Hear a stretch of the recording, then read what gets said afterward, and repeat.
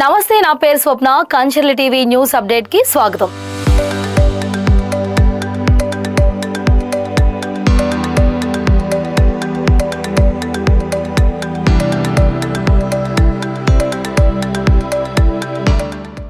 ఈ నెల 22వ తేదీ నుంచి తల్లికి వందనం పథకం అమలు కాబోతోంది. పథకం ద్వారా 1 నుంచి ఇంటర్ వరకు 67,47,190 మంది విద్యార్థులకు లబ్ధి చేకూరబోతోంది.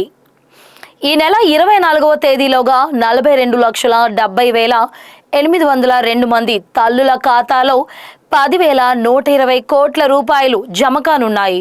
గ్రామీణ ప్రాంతాల్లో పనిచేసే అంగన్వాడీలకు కూడా తల్లికి వందనం వర్తింపజేస్తున్నారు. అడ్మిషన్లు, వెరిఫికేషన్ పూర్తి కాని వారికి పరిశీలన తరువాత ఆగస్టులో నిధులు విడుదల చేస్తారు. తల్లికి వందనం అర్హుల వివరాలు మనమిత్ర లీప్ యాప్ ద్వారా తెలుసుకోవచ్చు. దీనికి సంబంధించిన పూర్తి సమాచారం ఇప్పుడు కేటీవీ ద్వారా తెలుసుకుందాం. ఏ మంచి పని చేపట్టాలన్నా తల్లిని తలుచుకొని ప్రారంభిస్తారు. పిల్లల బంగారు భవిష్యత్తుకు భరోసానిచ్చేందుకు విద్యాశాఖను చేపట్టిన నారా లోకేష్ పిల్లల చదువులకు మూలధనంగా అందించే ఆర్థిక సాయం పథకానికి తల్లికి వందనంగా నామకరణం చేశారు. చదివే పిల్లలు అందరికీ వారి తల్లుల ఖాతాల్లో నగదు జమ చేస్తామని ఎన్నికలకు ముందు యువగలం పాదయాత్రలో ఇచ్చిన మాట తూచా తప్పకుండా అమలు చేశారు. 2వ ఏడాది విద్యా సంవత్సరం ఆరంభంలోనే తల్లికి వందనం నిధులు 22వ తేదీ నుంచి తల్లుల ఖాతాల్లో జమ చేసేలా జీవో విడుదల చేశారు. ఏపీ మోడల్ ఆఫ్ ఎడ్యుకేషన్ రూపొందించేందుకు లోకేష్ ఒక బృహత్తర యజ్ఞం చేపట్టారు. తల్లికి వందనం దేశంలోనే విద్యకు అత్యంత ప్రాధాన్యం ఇస్తూ అతి ఎక్కువ మంది లబ్ధిదారులకు ప్రయోజనం చేకూర్చే పథకంగా నిలుస్తోంది. ఎటువంటి ఆంక్షలు లేకుండా పిల్లలను చదివించడమే అర్హతగా రూపొందించిన తల్లికి వందనం పథకం నిధులు ఈ నెల 22వ తేదీ నుంచి 24వ తేదీ వరకు తల్లుల ఖాతాలకు జమ అయ్యేలా ఏర్పాట్లు చేశారు. వరుసగా 2వ ఏడాది విద్యా సంవత్సరం ఆరంభంలోనే నిధులు విడుదల చేయడం పిల్లల విద్యకు ఎంతో సాయంగా నిలవనుంది.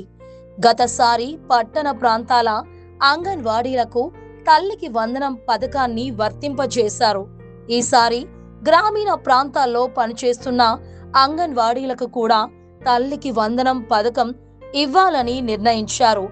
రాష్ట్ర వ్యాప్తంగా 17,000 మందికి పైగా అంగన్వాడీ కార్యకర్తల పిల్లల చదువులకు తల్లికి వందనం పథకం కింద మూలధనం అందనుంది. 1 నుంచి 12వ తరగతి వరకు విద్యనభ్యసించే 67,47,190 మంది విద్యార్థులకు సంబంధించి 42,70,802 మంది తల్లుల ఖాతాల్లో 10,120 కోట్ల రూపాయలను ప్రభుత్వం జమ చేయనుంది. గత ప్రభుత్వ హయాంలో ఎంతమంది పిల్లలు ఉన్నప్పటికీ కేవలం ఒక్కరికే డబ్బులు ఇచ్చేవారు.